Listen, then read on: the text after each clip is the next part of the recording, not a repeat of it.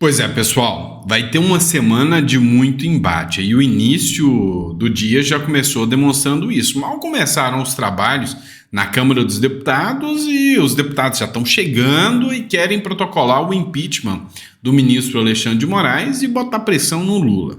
Então tem muita coisa acontecendo ao mesmo tempo e a gente vai falar um pouquinho sobre isso. Teve uma matéria do Estadão que, escancarou um pouco, da face do sistema e a gente vai falar um pouco sobre como a exposição do Estadão está tendo repercussão nos demais meios de comunicação. E, cara, eu sei que você já está extasiado desse assunto, mas a gente precisa falar do Pablo Marçal e do Nicolas Ferreira. Rolou uma treta, Vamos fazer o nosso papel Sônia Abrão aqui, o nosso papel Léo Dias e trazer fofoca de uma treta pesada entre Nicolas Ferreira, Pablo Marçal e o impacto que isso vai trazer para o futuro da candidatura dos dois, de Nicolas e do Pablo Marçal. E, tá dando um reboliço nos comentários aí da internet. Bora falar sobre isso? Então, você não vai esquecer de se inscrever no canal, curtir, compartilhar para a gente falar sobre tudo isso que está acontecendo. Bora para cima? E eu já vou começar com um assunto que vocês já estão chateados de ouvir, Vamos falar do Marçal. A aposta de Marçal nas pesquisas após o 7 de setembro. Apesar do ex-coach ter chegado quase no fim do ato e das críticas de Jair Bolsonaro, aliados de Pablo Marçal apostam que ele vai crescer nas pesquisas após participar do evento na Avenida Paulista no 7 de setembro. A avaliação dos aliados de Marçal é que a manifestação ajudou a reforçar a figura do ex-coach junto ao eleitorado de direita, o que deve refletir nos próximos levantamentos de intenção de voto para a prefeitura na capital paulista. Meu irmão, o que aconteceu lá no 7 de setembro foi pouco discutido e que agora tomou o noticiário, vai dar muita discussão. E cresceu o Marçal, não tenha dúvidas. Você pode achar, não, mas foi ruim, o Marçal chegou, não deixaram o Marçal subir no trio elétrico, depois o Bolsonaro criticou o Marçal, então pegou mal para o Marçal vai perder votos. Esquece isso. Para mim, na minha visão, o ponto mais importante, o ponto crucial para o Marçal foi faz o M. Sério? De quem? Cara, do Nicolas.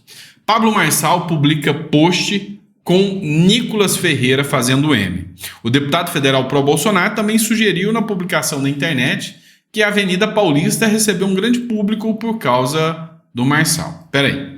No último editorial eu até falei sobre isso, falei, olha, tá certo, foi legal, O vídeo foi esse aqui, Onde você vê ali claramente o Nicolas fazendo o Mzinho ali, bem que discreto, um pouquinho preocupado, Não vou escancarar, afinal, tô aqui em cima do carro de som, você vê ali o Zuco ali atrás, mas enfim, o menino fez o M pro Nicolas, tá? Isso foi o principal ponto, E aí tiveram vários comentários, como não amar uns conselhos que mais ouço, você é o cara, Nicolas. Você ainda será o nosso presidente. A Suelen veio aqui, deixou sua risada aqui. A Bárbara, oficial, deixou sua risada também. A Leide Fontinelli, escreveu Nicolas pega o código rápido. Ou seja, a galera tá em peso apoiando o Marçal. Mas, cara, o Marçal veio, publicou o M bem discreto do Nicolas. Só que a ruptura veio. Cara, o Nicolas Ferreira fez essa publicação 7 de setembro com futuro prefeito Pablo Marçal. Cara, o Nicolas publicou isso, tá? E aí, 7 de setembro com o presidente Lula. Cara, não adianta. O Nicolas é um cara esperto. Ele viu que não adianta ficar nessa de entrar em embate. O único que ganha do Boulos é o Nunes. O Nicolas não traga o Nunes. Ele está em respeito ao Bolsonaro. Então, meu irmão, se você acha que o que vai fazer com que a popularidade do Marçal suba, vai subir porque foi no ato, porque não foi no ato. Não, vai subir porque o Nicolas fez isso. E o Nicolas Ferreira, é um gigante. Qual que é a discussão hoje? Tem muita gente falando, olha, está acontecendo o seguinte, a velha guarda, né, Bolsonaro, o Costa Neto, a turma da velha guarda, está deixando espaço para a nova guarda chegar, para não deixar apagar. E aí, a velha guarda da esquerda está lá ainda. E se o Bolsonaro pegar o código agora, estou falando igual o Marçal, mas se o Bolsonaro pegar o código agora, ele vai começar a entender que o Nicolas Ferreira tem que ser aposta, né? Não sei se ele vai ter a idade até na outra, né? Porque nessa ele não vai ter, porque ele, acho que, se eu não me engano, ele tem 27 anos, não sei quantos anos o Nicolas tem. Mas logo, cara, é o candidato, né? Para a presidência da República e o Bolsonaro já tem que começar a trabalhar isso, tá? 2026 tem certo, mas assim, a direita tem que aprender a pensar em longo prazo. O Lula não tem um herdeiro sequer. Tentou com a Janja, nada. Então tá na hora do Bolsonaro começar a articular e trazer mais protagonismo ao Nicolas Ferreira. Não adianta tentar empurrar o Eduardo Bolsonaro, até a Michelle, até que vai, mas, cara, ele já tem que começar a preparar o campo, vendo uma possibilidade de sucessão para o Nicolas Ferreira. E o Marçal do lado, se o Marçal não decepcionar, vai ser uma ótima hipótese, né? Mas vamos lá, pessoal. Vamos falar dessa matéria do Estadão. Na mitologia lulopetista, o Estado é a solução para tudo.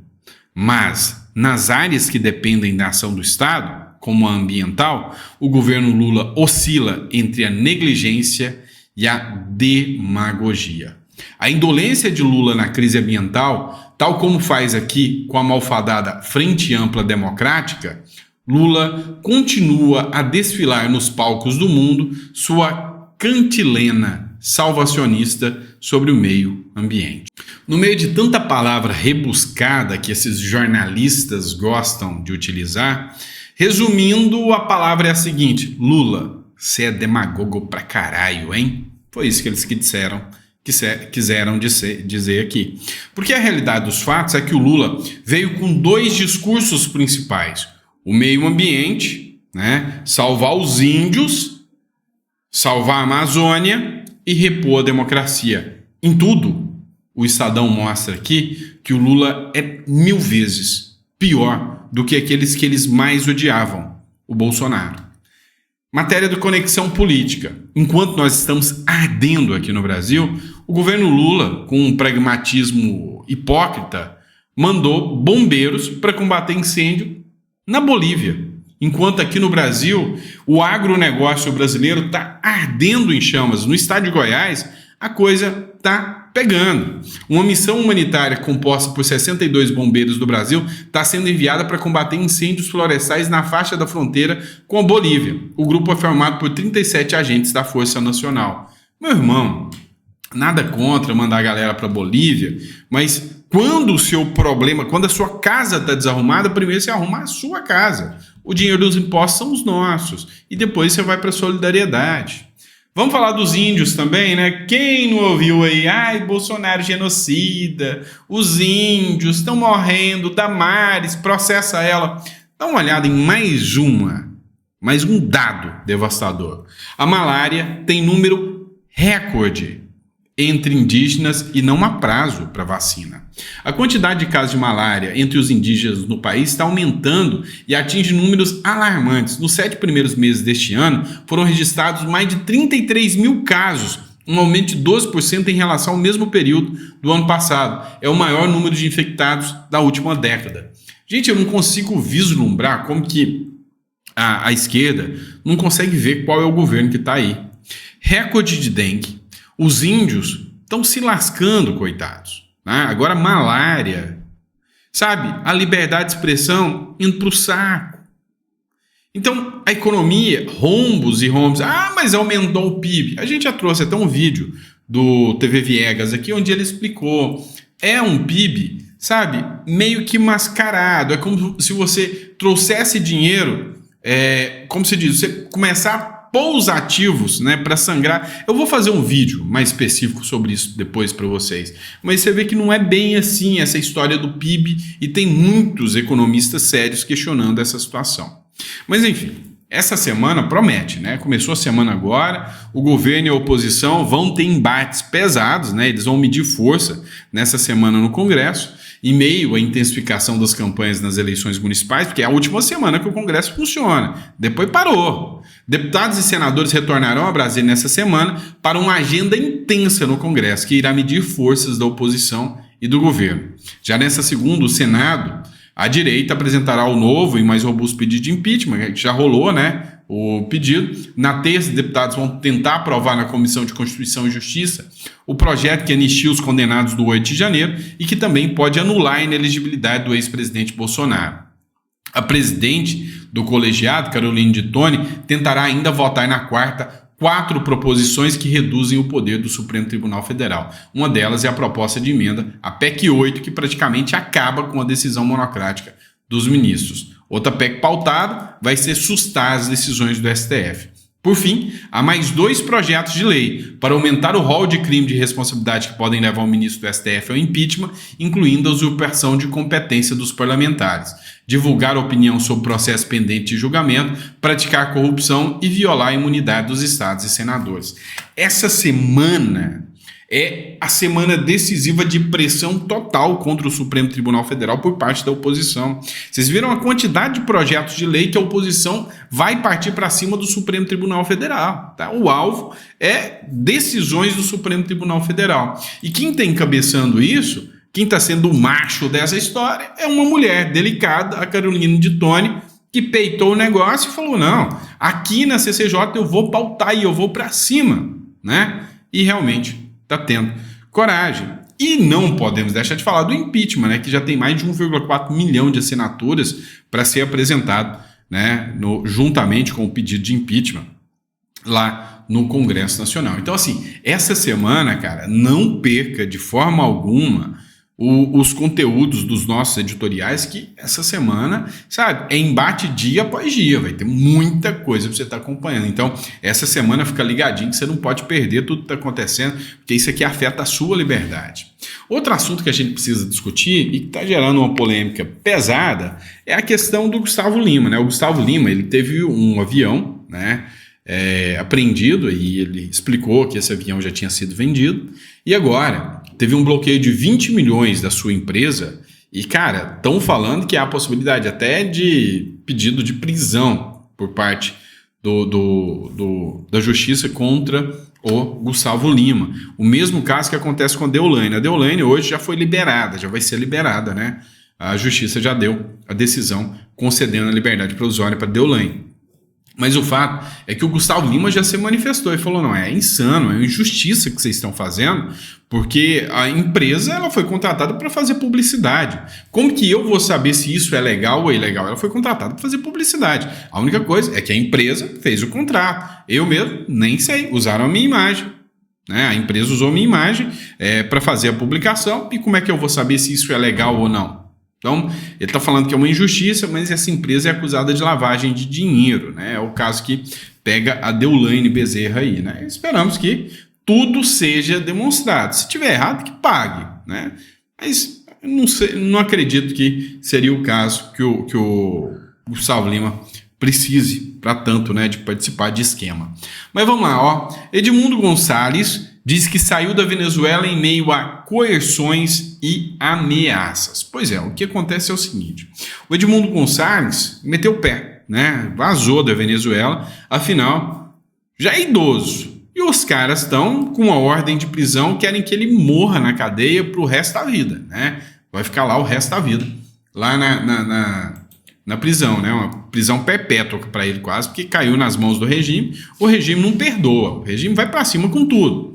A grande questão que fica aqui é o Edmundo Gonçalves, ele saiu, conseguiu asilo na Espanha, todo mundo sabe o que está acontecendo.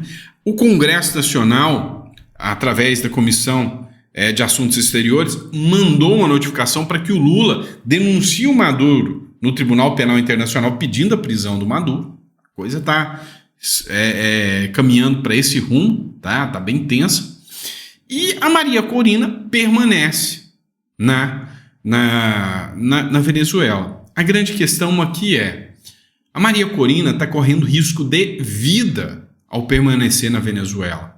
E aí há quem diga que ela quer se tornar um mártir. Ela está disposta a sacrificar a sua vida para que ela se torne um símbolo, né, da resistência contra o Maduro. E que se algo acontecer com ela, que ela está se expondo, ela está indo onde o Maduro está, ela está se expondo.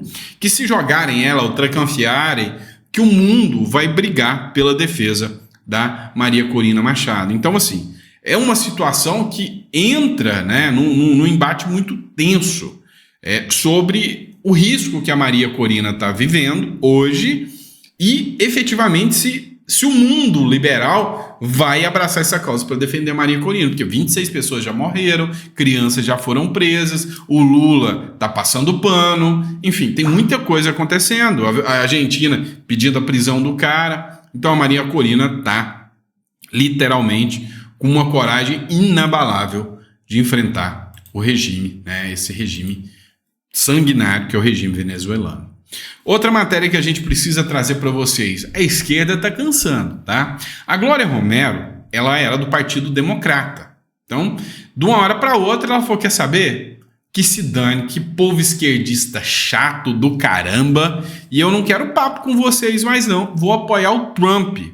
E a Glória Romero, ex-líder da maioria democrata no Senado Estadual da Califórnia, anunciou sua decisão de deixar o Partido Democrata para se filiar ao Partido Republicano. E está tendo uma aderência grande, né, uma adesão grande de grupos que estão saindo da esquerda nos Estados Unidos para apoiar o Trump. Até a oposição ao Trump, a família está postando fotos, né? Aos 69 anos, Romero, que durante mais de uma década ocupou cargos importantes sobre a bandeira democrata, afirmou estar cansado das más decisões tomadas pelos líderes de seu antigo partido. Em uma coletiva de imprensa, Romero declarou: "Digo adeus, já tive o suficiente, agora sou mais uma democrata de quase toda a vida que se junta ao número crescente de pessoas que estão deixando o Partido Democrático." Isso é um reflexo, tá? O que está tendo de gente que está deixando a esquerda para trás, vendo que é um espectro político que não deu certo. É um espectro político que está destruindo o mundo.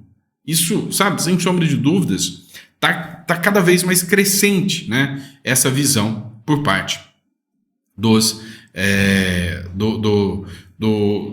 dos políticos que realmente já não tem mais o que falar. A esquerda mostrou que não tem muito a oferecer, né? Mas é isso, pessoal. Espero que vocês tenham gostado do nosso editorial. Se gostou, deixa o like, curte, compartilha. 7 horas da noite eu estou de volta com mais conteúdo para vocês, para a gente falar mais um pouquinho, que essa semana promete. Hoje já foi só a prévia.